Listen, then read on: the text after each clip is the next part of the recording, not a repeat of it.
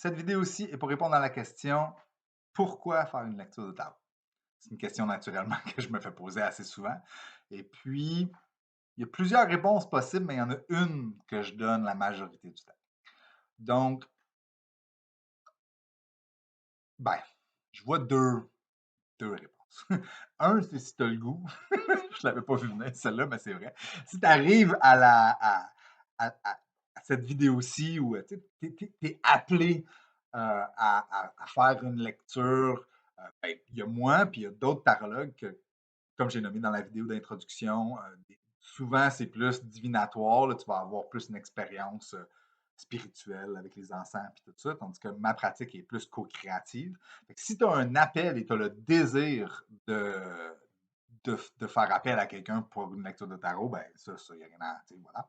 Mais l'autre réponse, celle qui est le plus communément celle que j'offre aux gens, c'est on est presque en tout temps, on est habité par des problématiques, des nœuds qu'on n'est pas capable de dénouer tout seul. Si en ce moment, tu n'as pas ça dans ta vie, puis tout est à sa place, profite-en, bye!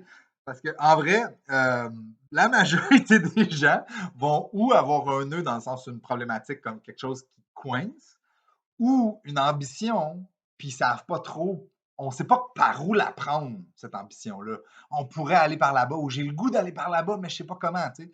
Fait que là, la pratique du tarot d'autotransformation, qui est comme le nom que je donne à ma pratique, c'est un espace dans lequel on peut investiguer en profondeur cette curiosité-là.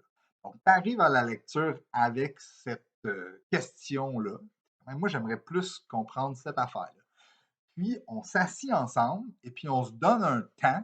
Déjà là, ça, c'est déjà très dur. On est tous tellement occupés que de se donner du temps pour focuser sur nos propres objectifs, hyper rare et précieux. Donc là, on s'assit, on regarde ces affaires-là en face, et puis on dit, bon, qu'est-ce qu'on peut faire pour être capable d'aller dans cette direction? Moi, j'aimerais ça atteindre tel objectif. Qu'est-ce que je pourrais faire? On base des cartes, on commence à parler. Puis là, on explore ensemble. T'sais. Fait que là, moi, vu que ça fait 10 ans que je fais ça, ben, la compréhension des cartes est vraiment bonne, mais aussi la posture de comme coach, de comme inviter l'autre à se poser des meilleures questions, trouver des réponses. Ça aussi, c'est vraiment pratiqué. Fait que là, ce que ça crée, c'est que ça crée un espace d'investigation profonde à propos d'une problématique qui était importante. Et puis, au minimum, tu vas avoir passé 1 heure ou deux à euh, à prendre soin de cette curiosité-là. Fait que quand ça va finir, tu vas au moins partir à être plus synchronisé avec ton propre désir parce que tu vas l'avoir pratiqué. C'est comme aller au gym pour pratiquer pour développer ses muscles. Ben, tu viens ici pour développer ta conviction, ta clarté, ta volonté de grandir, etc. Tu sais, comme euh, ton ambition puis ta vision à long terme. Tu sais. Donc, au minimum, il y a ça. Mais plus souvent qu'autrement, à travers l'exploration des cartes, puis le fait de se poser des questions, tu sais, questions niveau 1, puis après ça, après on creuse, puis après ça, on creuse, puis après ça, on creuse. Plus souvent qu'autrement, on finit avec des pistes de réflexion vraiment plus claires que celles avec lesquelles on est arrivé. Parce qu'au minimum, on a passé du temps ensemble à se poser des questions. Fait qu'au début, c'est ah, je pense que je t'intéresse. Ah, c'est une affaire de carrière. OK, mais là, après ça, c'est OK, c'est pas juste carrière, en fait, c'est parce que ma carrière me draine, puis j'ai besoin de plus d'énergie dans ma vie.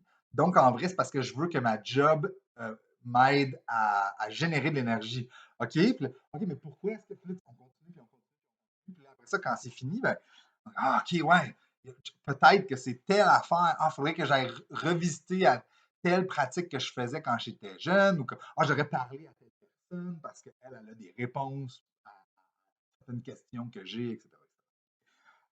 Fait qu'il y a des bonnes chances que ça se passe. Et plus que ma pratique